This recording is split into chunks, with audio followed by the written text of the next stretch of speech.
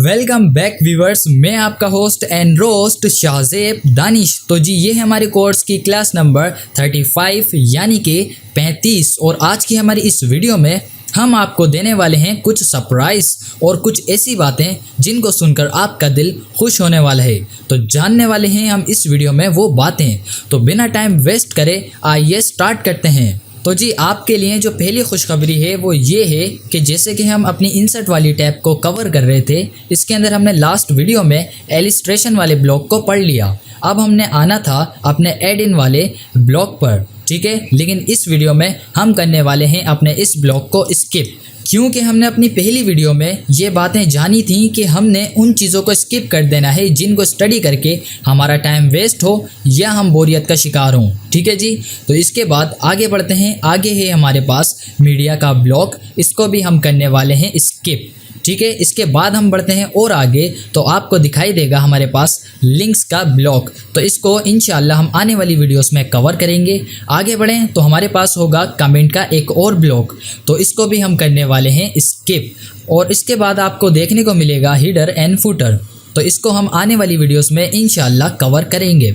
आगे आते हैं तो हमको देखने को मिलेगा टैक्स वाला ब्लॉक, और इसके अंदर सिर्फ और सिर्फ हमारे पास एक वर्ड आर्ट का जो बटन है यही काम का है, और इस वीडियो में हम इसको कवर करेंगे। आगे बढ़ें तो हमारे पास आता है सिंबल्स का एक और ब्लॉक, तो इसको हम इस वीडियो में कवर करेंगे। और साथ ही साथ ये बात भी जानेंगे कि हम किस तरीके से अपने इस डॉक्यूमेंट को जो हम बनाना चाहते हैं, ये हमने बना लिया है, उसको अगर सेव करना हो तो वो कैसे होगा। तो आइए ये सारी बातें इस वीडियो में हम करने वाले हैं कवर। तो अगर आपको ये सारी बातें सुनकर जोश चढ़ा हो तो इस जोश को आप रखिएगा संभाल कर, क्योंकि हमको ऐसा ही जोश चाहिए अपनी सारी वीडियोस में।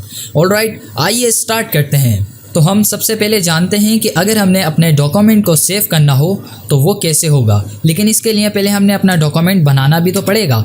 तो इसके लिए मेरे पास अपने डेस्कटॉप पर एक पिक्चर है, मैं इसको क्लिक करके यहाँ पर लाता हूँ। लाने के बाद मैंने ड्रॉप करा, इसके बाद अपने डॉक्यूमेंट को फुल साइज़ पे करता हूँ।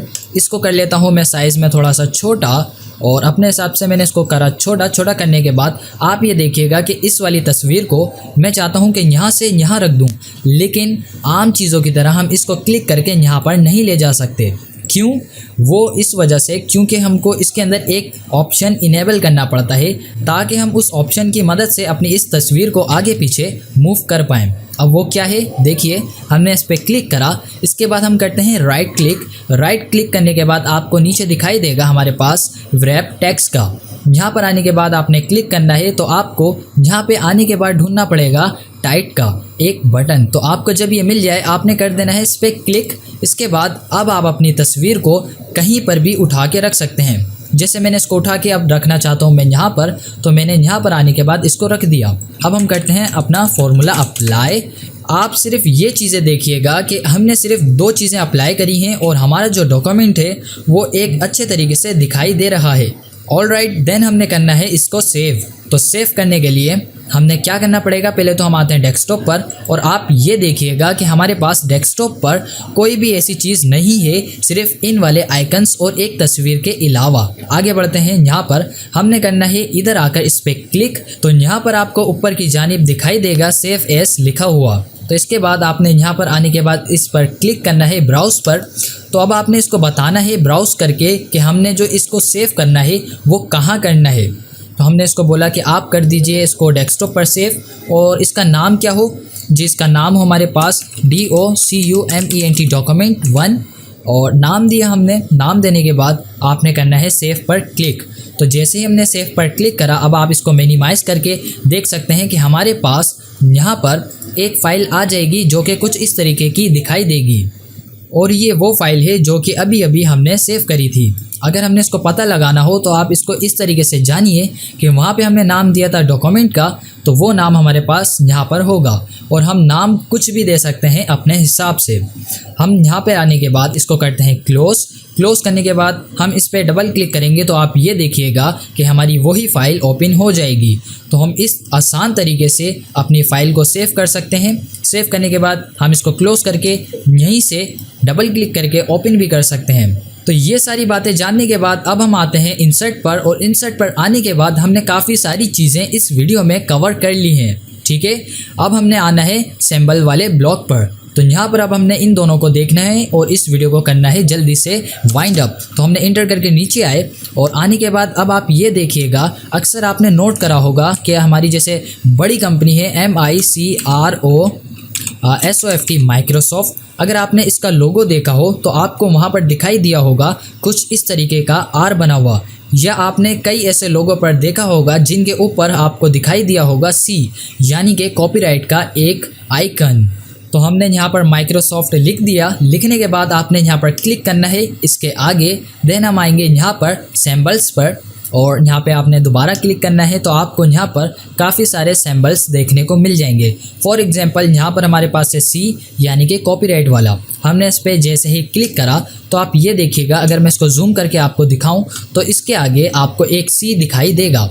ठीक है जी, अगर हमने यहाँ पर लिख दिया, अब दोबारा आते हैं होम पर और आने के बाद ये अगर आपको X याद हो तो हम यहाँ पर आने के बाद सिर्फ C को सिलेक्ट करा, इस पर हमने क्लिक करा तो इस तरीके से हम कुछ इस तरीके का बना सकते हैं।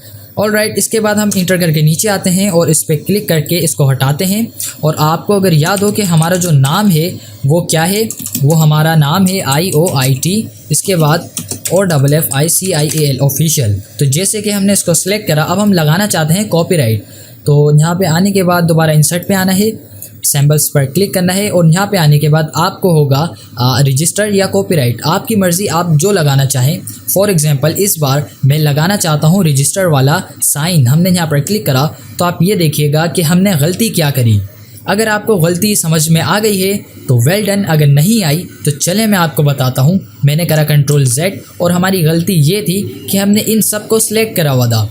आपने सेलेक्ट नहीं करना, आपने आगे आने के बाद क्लिक करना है, इसके बाद आना है यहाँ पर और अब आप जो आइकन या जो हमारे पास साइन था उसको लगा सकते हैं। मैंने यहाँ पर क्लिक करा तो अब आपके पास ये आ गया। हमने सेलेक्ट करके होम में जाते हैं, यहाँ पे आने के बाद वैसा ही करा तो इस तरीके से हम रजिस्टर वाला या कॉपीराइट वाला साइन ऐड कर सकते हैं।